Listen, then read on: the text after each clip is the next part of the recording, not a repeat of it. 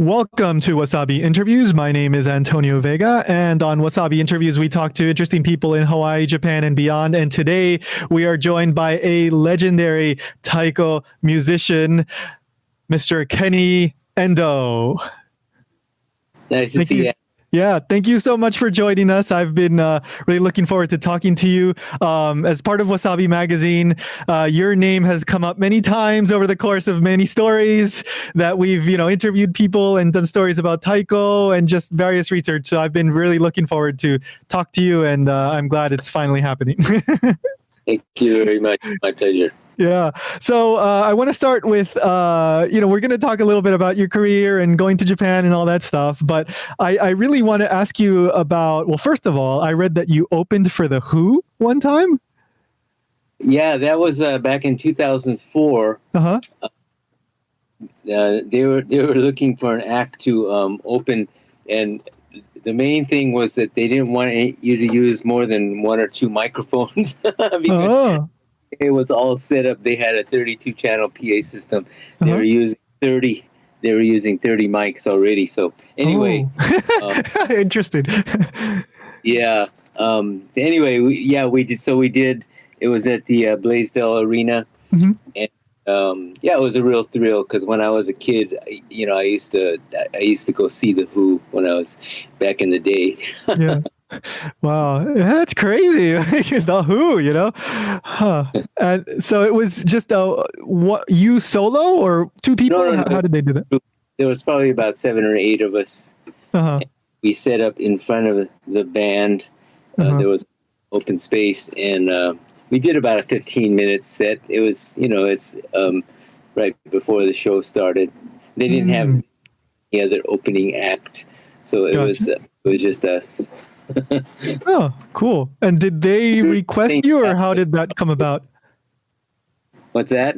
Did they request you, or how did that come about? Did somebody say, we know someone, you should try these guys? The promoter here in Honolulu contacted me. Gotcha. Yeah. Okay. Very cool.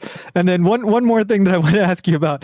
I was reading that you did motion capture for one of the songs in Avatar, the James Cameron movie. Yeah, actually, it wasn't for a specific song. I was being filmed as. Did you see that movie? The people, they were like 8 foot tall. Yeah, the blue people. I was one of the blue people playing drum as they were about to go to war with the Earth. And so I was trying to encourage.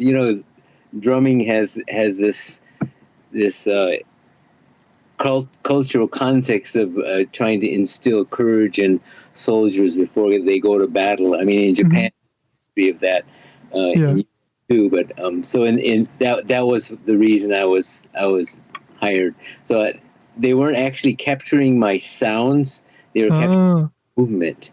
And unfortunately, that scene didn't get used in the movie because it was already over 3 hours long. But I was being told that there was a huge screen behind me, and 1/10 of a second after I was playing, my image of everything was I was actually in a character of a blue person. I didn't see the image, but they put those little balls all over you, I guess. Yeah, that I had to go early, and it's almost like a wetsuit, but the camera here facing you. So, and then there's, I think there's about, I don't know, they said there was about 10 or 12 cameras from all directions. And every time they would do a take, I had to stand like this. They said T-pose, and they had to reset all the cameras. But yeah, it was pretty cool. Got to meet James Cameron and the musical director, James Horner, who called me to do that gig. He composed movies, music for a lot of movies. Yeah, that's very cool. I mean, it's a very unique experience that I'm sure you never thought about when you started all this.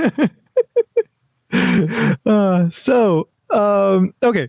So early on, even before you got into taiko, you were already into music, but you seem to have been more interested in kind of the jazz side of things. Is that correct? Yeah, actually, I started playing drum set when I was in junior high school. I started playing Mhm, drums in elementary school, and then mhm, got into drum set. The first thing I was into was rock, and mm, then I later I got into more jazz and also Latin and funk music. mhm, mm, After I got out of college, I was pretty much um, doing taiko and playing drum set. I was playing mhm, drum set in this club.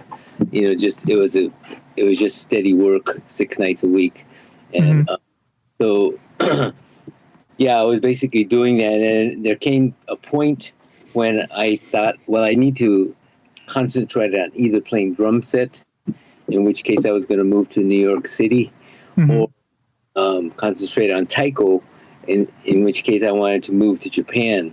And so I Yeah. ended up choosing taiko, and in 1980, I moved to Japan, originally intending to stay a year, but I ended up staying 10 years there. So, all right. So I was reading and I saw a couple interviews where, you talk about the first time that you saw taiko, like a big taiko performance. And I think that was around 1973 with the San Francisco taiko group, right? And so that motivates you to, start learning taiko. But as I mentioned in an email previously, like I did very little, like just, a few months of learning taiko. And one of the things that struck me very early on was the kind of tablature, I guess you would say, right? The zun, toko, toko, toko, toko, toko, like Okay, it's not sheet music, right? called Kuchishoga. Yeah. Right, exactly. So was that like surprising to you because you already had a musical background and then you go into taiko where it's all done like I mean for a layman I guess you could say almost like an onomatopoeia, like you're representing the sounds of the taiko with your mouth rather than the Yeah. classical like sheet music kind of style, right? Yeah. When I got into taiko, both the groups over in the United States, the San Mm-hmm, Francisco Dojo and Kinata Taiko, they were using kind of their own versions of that mm-hmm, Kuchishoga. So it wasn't totally new to me when I went to Japan, mm, but I think it's a very efficient way of learning because um, just within the language itself, it tells you what's right and what's left, and it also mm-hmm. tells you how loud you're supposed to play. So it's Yeah. all.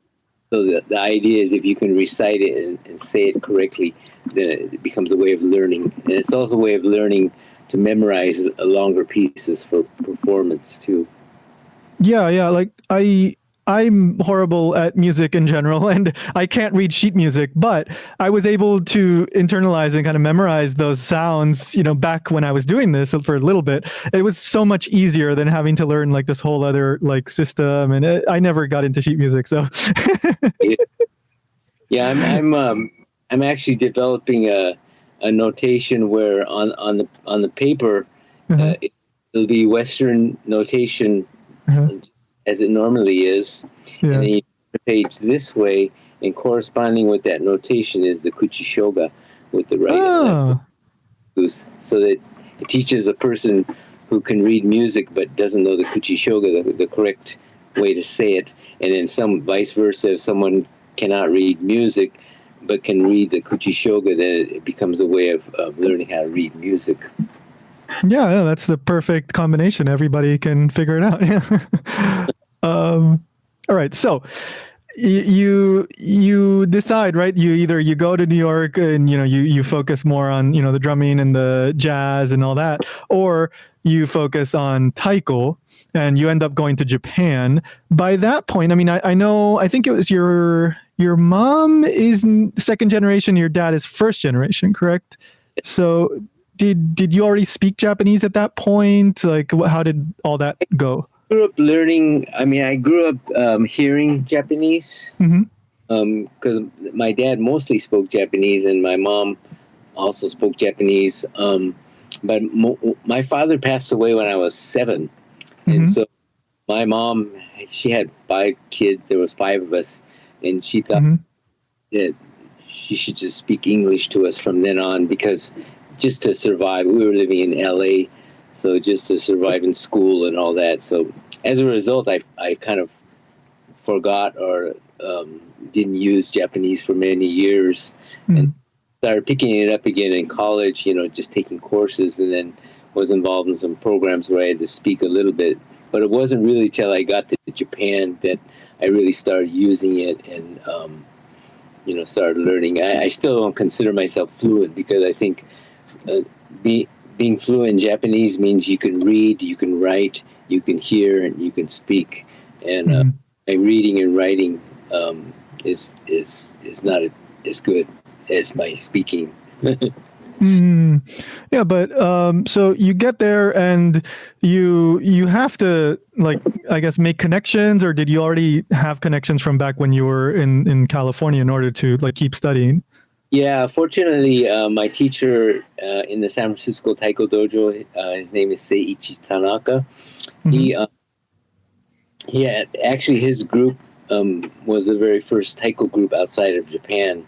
Started in 1968, but yeah, he knew I wanted to go to Japan, and he wrote several nice letters of introduction for me to one of my teachers in Nagano-ken named Daihachi Oguchi, who formed a group called Oswa Daiko, and then to my Hogaku, or classical music teacher, named Saburo Mochizuki. So because of those introductions, it was very helpful. It was helpful in me getting a visa, as well as being able to study with those groups and teachers. So were you able to get a visa because of your Japanese ancestry? Like, because I think that seems to be pretty, like, I've seen a lot of people that are able to do that. In my case, I was able to get a cultural visa. Oh. So just by the letter of invitation from Oguchi Sensei in Oswa, and I did have relatives. They were my guarantors, but was able to get a cultural visa. And initially, I had to renew it every 6 months, but after a while, I was able to renew it once a year. So a lot easier. Yeah. So okay, so you get there. Was there any kind of like surprised people? It's like, oh, this like American guy wants to learn Taiko. Like, wow, what's going on here? Like, or did they just go, all right, let's just do it? Like, was it? Well, the typical Japanese, at that point, they thought of Taiko as just something they would use in a festival that anybody can do, and they said, well, what do you want to do that for? But the people who were, the professionals and specialists, they were very encouraging, and so I actually got a lot of help from them. So it's because of my teachers and my fellow musicians over there that I was able to survive over there that long. So that was, when you first get there, was 1980, and I assume that was your very first time in Japan? It was. Any kind of culture shock, unexpected things? Well, it was definitely cultural shock. At that time, it wasn't like right now you can go to, especially Tokyo, and there's romaji everywhere. So there's things written in English. Back then, there were some things written in English, and some things just were not. So just to I had to learn katakana really quickly, and then it was, sometimes it was confusing just to get around. But looking back, it was actually a great experience. Teach you to really survive and try to get by on your wits or your street sense. Yeah. I mean, yeah, that's really the best way to learn usually, right? Just get thrown into the fire and you have to figure it out. Yeah. But yeah, especially being Japanese American, if you look like a gaijin, then there's a certain amount of leeway you get, or a little bit of tolerance. But if you look Japanese but you don't exactly act Japanese or speak Japanese very well, then they kind of looked at you like, well, what happened to you, or where are you from? So, but it was all an adventure. I mean, I enjoyed it, and in the end, there was a lot of great people that helped me out a lot. So I had my experience in Japan was very positive. Yeah. Well, 10 years, I guess, it must have been more positive than anything else because it's a long time. How long did you live over there? So my first time living there was a year, and then I came back for a year, and then I went for 3 years. Oh, wow. And I've been going back every year, like, I don't know, a month or a few weeks at a time. So yeah, I still love it. I still love going back and visiting. So Great. yeah. So, I was reading that about your natori, right? Which your like, for example, it reminded me of like kabuki and many other traditional Japanese arts, where when you become a performer or you reach a certain level, right, you get a special name, right? Yeah. Is that in Taiko too? Like certain performers are able to get like special names, and that's what happened to you? Yeah. This is classical music. So the classical music is the word for it is hogaku, and but classical drumming, you're pretty much talking about the drumming from kabuki theater and also auta. So it's very different from kumidaiko, which is the ensemble drumming that's very popular right now. So in order to do that, I had to study with a teacher, the man I mentioned earlier, Saburo Mochizuki. At a certain point, he moved kind of far from Tokyo, so he introduced me to the Iamoto, or the head of the school, of the Mochizuki school. His name at that time was Chosaku Mochizuki. And then, so I was studying with him. I was still studying with Saburo Sensei.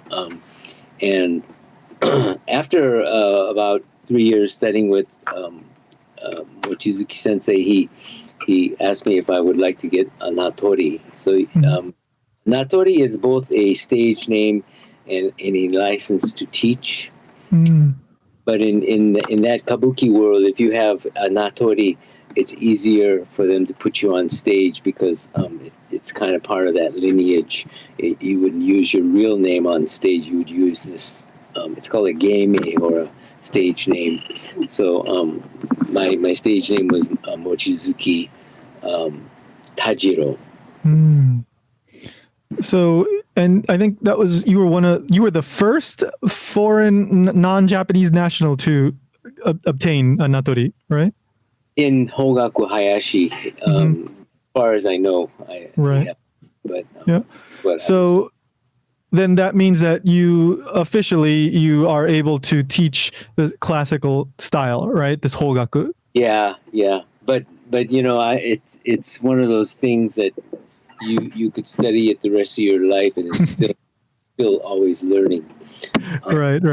Yeah, and I mean, but when you're able, I think a lot of things you could say that, right? You're always able to learn, and as long as you're able to keep that mentality of being willing to learn and wanting to learn, then I mean that's how you get to be someone like yourself. So I'm still working. So 10 years in Japan, I guess, you were studying these different styles, kumidaiko and hogaku, and performing and all that. But eventually you decide to come back to the US, right? And how did that come about? What was the decision process there?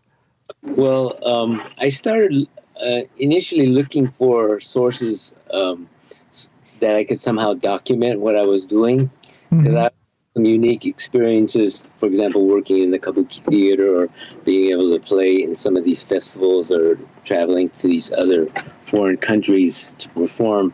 And most of the funding I found were for graduate students. And then one time when I stopped in Hawaii to give a workshop to a local group, I met a ethnomusicologist at UH named Ricardo Trumillos, and he at that time the University of Hawaii had a very good department for ethnomusicology. They still do, and he was very encouraging of me to apply to get my master's in ethnomusicology. So we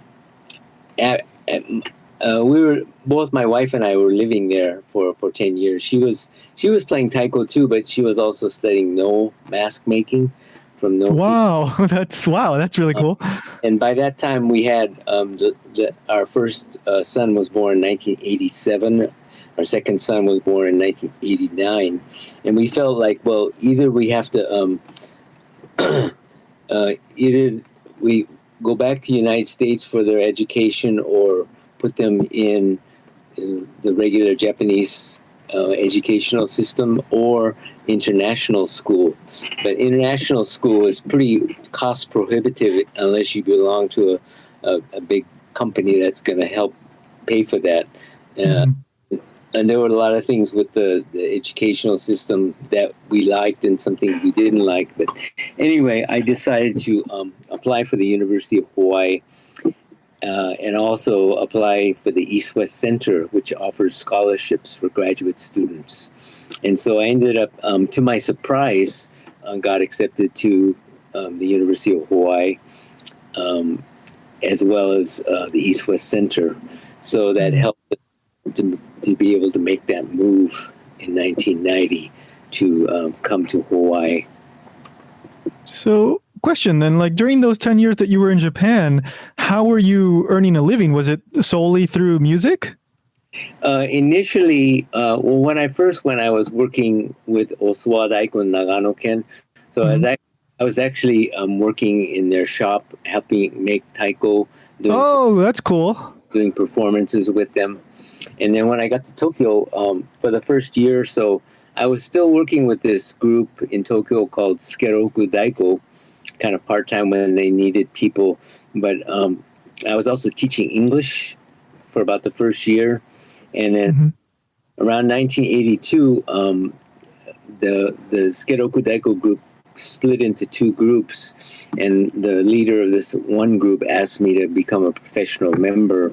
So at that point, I didn't have to teach English anymore, and I just started. So from 1982 until 1990 in Japan, I was just doing taiko as a living.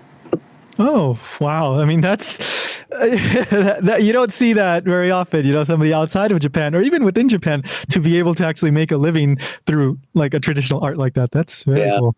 One of the good things about that era is that in the 1980s, the economy was going really strong, and there was a lot of funding for the arts. We were being sent to other countries to perform and things. And right after that, the bubble burst in the early 90s.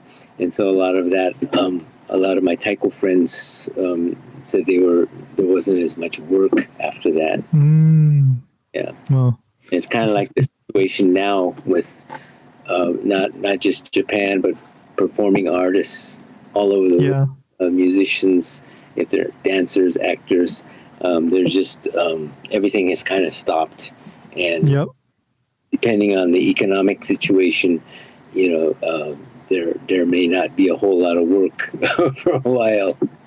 Yeah. Unfortunately, that's one of the first things to go. I mean, there's an immense cultural value there, but people often use like, all right, let's cut the budget. I guess these guys are going first. Yeah. Well, certainly there's, the priority needs to be people's health and people. Yes, absolutely. Yeah. But, I was reading something. It was actually an interview that you did, I think. But there's this wonderful quote that you attribute to one of your teachers, and it was, if I remember correctly, let me see. 練習は厳しく、それから演奏は楽しく. Yes. Right? Could you explain that? I love that quote. So, renshu means to practice. So he was saying that you have to really practice with a lot of focus, a lot of discipline, and really do it diligently. And he said that way, when you get on stage, you can enjoy it and really let the audience enjoy it. He said too oftentimes an amateur will kind of take it easy in practice, and then they get on stage and it's opposite. Then it becomes very kibishi on stage because they're so nervous or they haven't prepared. So basically, he was saying prepare well. Yeah. No, it's. I mean, in Japanese, it comes out so like it kind of rhymes. It has this rhythm to it, and enso wa tanoshiku, enso performance tanoshiku is kind of fun, and I guess that goes back to like because you end up feeling confident on stage, right? If you really put in the hard work, then you're able to kind of let loose on stage. It's almost the reward for your practicing of being able to share that with the audience. Yeah. And yeah, I mean, any kind of public thing, like I think the most memorable stuff is usually when you can feel that the people on stage or the people performing, like they like what they do, they're conveying that energy, like you feel that enjoyment, right? Yeah, it definitely has to be there. Yeah. Okay, so then in Hawaii, you start to teach Taiko, you start to perform with Taiko. There's also the Taiko Center of the Pacific, right? You start that. Could you, like, for example, could you explain what the Taiko Center of the Pacific is? How did that all get started? Yeah, initially I started teaching in 1991 through continuing education at the University of Hawaii. And then we moved our classes over to KCC, Kapiolani Community College, because we had access to a really nice room there. And then at that time, we started calling our school Taiko Center of the Pacific. And we were an organization, and the idea was to teach Taiko to anybody who wanted to do it, just for fun. And within our school, we had two performing groups, a youth group and an adults group. And so for the performing groups, there was more of a commitment involved. Our adults group still practices 3 times a week. Our youth group practices once. For the public classes, they just meet once a week and they come. So I always tell my students that, and my members of my group, that for the people who come to take classes just for fun, it's our job to teach them and make it an enjoyable experience for them. But as performers, if you choose to do this on stage, then the responsibility becomes you to learn, not for us to teach, but for you to take the initiative to learn, because there's a lot of sources and experience around you, so to be able to take advantage of that and take the initiative to Yeah, I mean, in that regard, it really reminds you of like a martial art, right? You really have to, show to the sensei, like, I'm serious about this, to really keep going to the next level. And then there's, of course, the level where, I'm just doing it for exercise, I'm just doing it because I just need to do something every week, right? So you're doing that, and then I was reading on the website of Taiko Center of the Pacific that you've also offered a fellowship in the past, right? How does that work? Yeah, it actually started back in 2003, and we wanted to offer. There's a big collegiate scene in the mainland for Taiko right now. In fact, they have on the West Coast. They have it's called a Intercollegiate Taiko Invitational every Memorial Day weekend. They get together and they bring people like me in to give workshops. They do performances. They have meetings. And on the East Coast, they started something like that in about 10 years ago, called the East Coast Taiko Conference. So there's a lot of young people doing Taiko or starting in college. And so this scholarship was a way for them to come to Hawaii to study with us for free for 1 year. And after that, there was no obligation to stay longer. Of course, if they wanted to, we would totally encourage that. But so some people stayed for the year, and then they moved on to other things, went to graduate school, or in a couple of cases, a couple of my students went to Japan and became professional Taiko players over there. Wow. Or they returned to the mainland. Some of them stayed in Hawaii with us for 5, 6. The person who stayed came in 2003, is still here. Wow. Our group. So it's just a way for them to be able to take classes. So we try to help them to find housing and to find a job, but that's pretty much, they got to do that on their own. But as far as the classes are concerned, and I usually give them lessons as well for that year to be able to just do Taiko. So, I mean, currently, right now it's May of 2020, so we're still in the midst of the whole coronavirus thing. But are you doing like online classes at the moment? Is that something you're looking into? Yeah, we just started actually. Mhm. In April, we were kind of regrouping. Yeah, sure. And then we were actually testing out the Zoom classes and things like Mm. giving free classes. And in the beginning of May, we started doing online classes. And Mm. I would say we have about 20 to 25% of our original students, or the number of students that we normally have when we do live classes. But I mean, it's a start, and Yeah. we have both.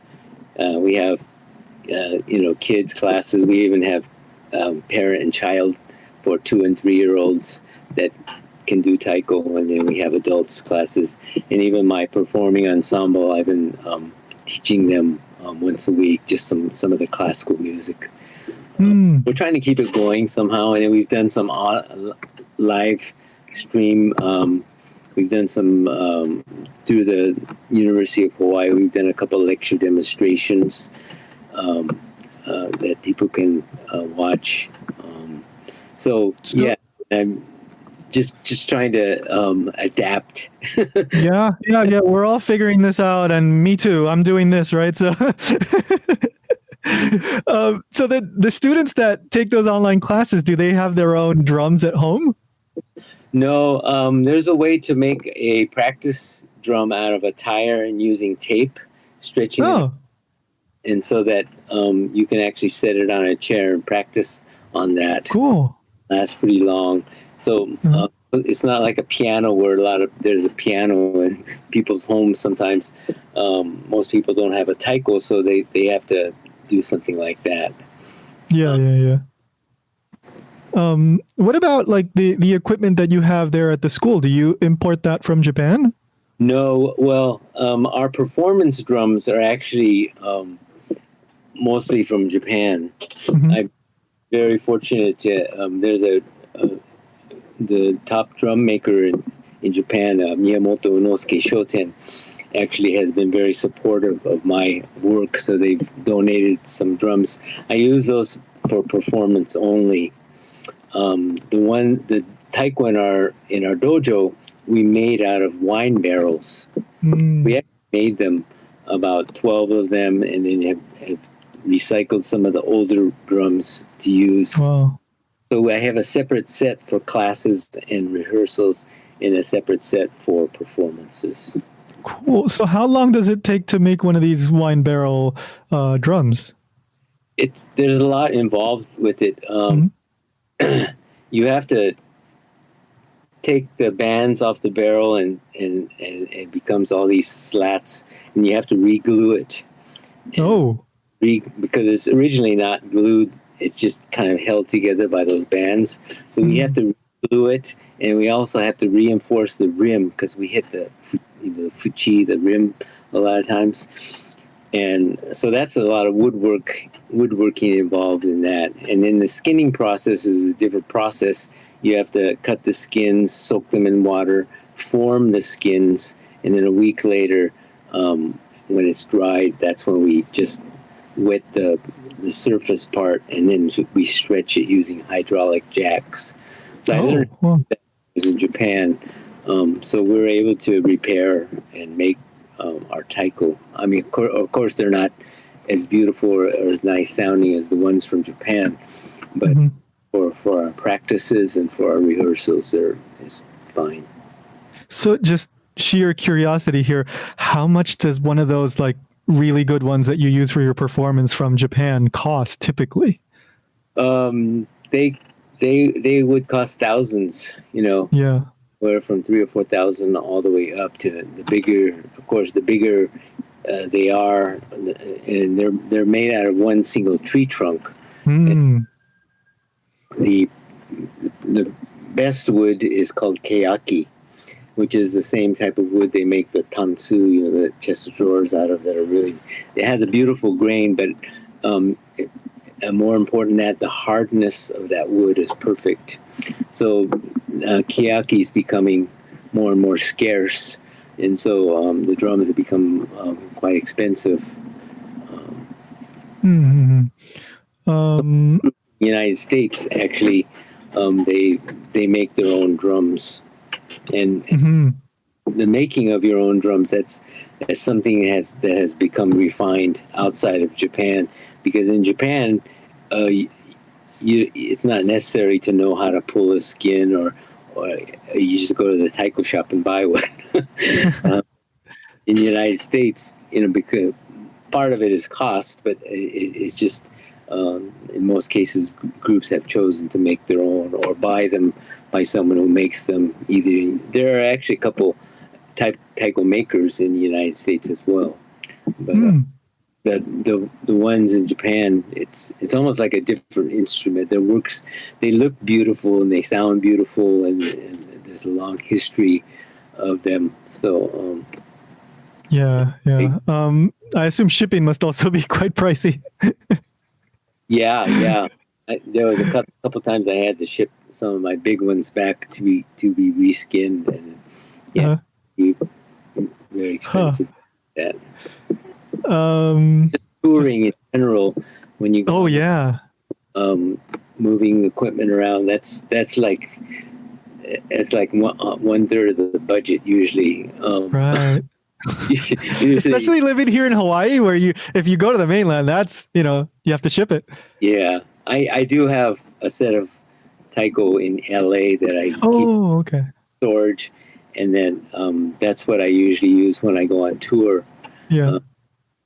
So to go back and forth from Hawaii every time, it would be too expensive. Right. Would you say that performing taiko keeps you in shape? I think so. Yeah. I think physically as well as mentally. It's been a good thing. Yeah, I mean, that little time that I spent, like, oh my God, I would start sweating, and we would practice in this gym, in the school gym, where they would close the windows so that the neighborhoods wouldn't hear us playing. So we'd start sweating. Yeah. In spring and like early summer in Japan, where it's super humid. So yeah. What's good about taiko is that it's one of those mind-body harmony type of things. You can't think about it too much, but you can't space out at the same time, and you're totally physically engaged, but at the same time not use too much extra movement or energy. Yeah. For me, like the matching the vocalization with the movement really helped me like learn it even quicker, I think. Like there's a nice link there between, like you're saying, mind body. Yeah. Okay, so if anybody wants to find out more, or they're interested in the classes that we were talking about, should they go to the website? I think what's the Taiko Center? The website is taikoarts.com. Okay. Like ARTS, taikoarts.com. Right, and that's the Taiko Center of the Pacific, right? And and our school is called Taiko Center of the Pacific. And then I have a website, kennyendo.com. It's more about my personal work and collaborations and contemporary music. Right. Yeah. And I've really been, this past couple of days, I've been listening to all kinds of stuff. I love the kind of fusions that you do. We didn't really get to touch on that too much today. But for example, I was listening to one song that was, it was called Swing Soul Serenity, I think it was called.